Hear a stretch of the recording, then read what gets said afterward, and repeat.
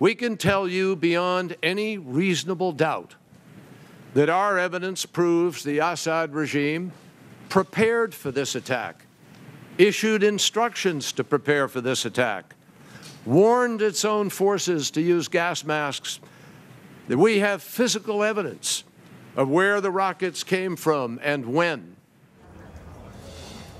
That was Secretary of State John Kerry speaking at a Senate hearing today that is still ongoing as the U.S. inches closer to a military strike against the regime of Syrian President Bashar al-Assad after lawmakers in both parties say they will support President Obama's call for action to deter against the future use of chemical weapons. Welcome to the News Hub. I'm Wendy Bounds. Join us right now with the latest in this fast developing story is Jared Favole. He's in Washington, D.C. Jared, thank you for being here. The Senate hearing is still ongoing, but a couple of big endorsements for President Obama today with Speaker of the House John Boehner and House Majority Leader Eric Cantor buying into his plan for a military strike.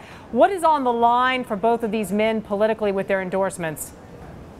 Well, in some sense, for both Cantor and Speaker Boehner, their credibility is on the line, I guess, in some sense as well, because a lot of their caucus, a lot of rank and file House Republicans do not support this president in any way, shape, or form, as we've seen over the last several years. Particularly some of the Tea Party members really just kind of reject most of what this president stands for, and that's where the president and Congress in general is going to run into a problem in getting this vote. Are the rank and file, both Republicans and the rank and file Democrats, going to support this vote? Clearly the leadership does, but as we've seen time and again, the rank and file members don't always follow suit. Very good point. Jared, where do two key Republican senators, John McCain and Lindsey Graham, now stand in relation to the president's proposal? Earlier they were calling it inadequate.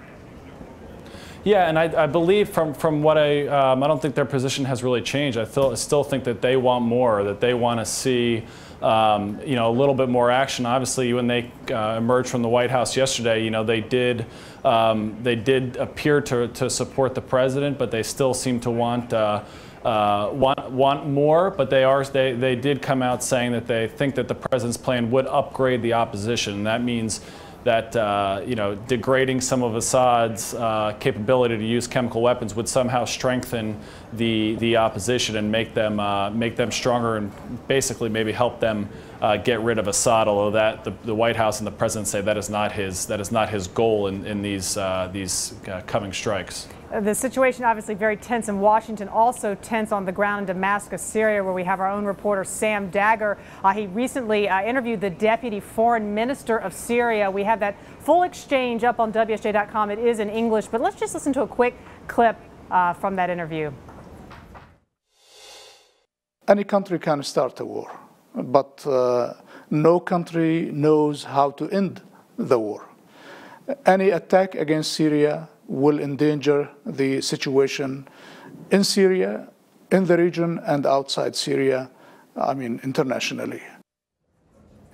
And again, we have that full exchange, which is an exclusive interview with Sam Dagger on WSJ.com. Back to you, Jared. Any chance that there's anything that could be said by Syrian officials at this point that would dissuade President Obama from his current course of action? I don't think words. I don't think words will really do anything. Maybe some form of action. Maybe if Assad stepped down or something, but that clearly isn't going to happen. He's held on for this long. He doesn't seem to be taking any steps to leave power. I'm sure he and those who follow him, his loyalists, I'm sure they're preparing for an attack in some way, shape, or form. But I don't think words are going to do it. I think this president would want to see some action. But at this point, I don't know what Assad could do to dissuade this president from taking this course. Now, obviously, Congress in some sense could. If Congress rejected this approach, there's no guarantee that the president would still go forward without Congress's approval.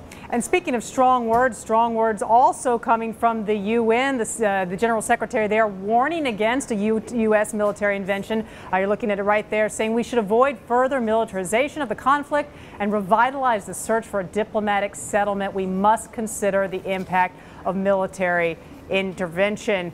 Any chance, Jared, that these words will hold sway?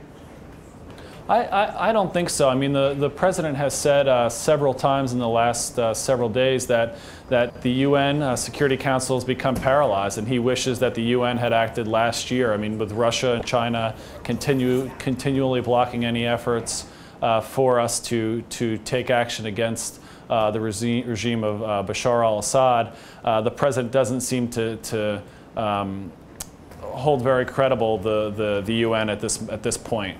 Jared, very quickly before we let you go, John Kerry at one point during the hearing, he sort of indicated or alluded that he would prefer a resolution that would not rule out a boots on the ground approach. He seemed to then dial that back a little bit. I know he sort of seemed to clarify those remarks at the end of the hearing. What did you hear from him?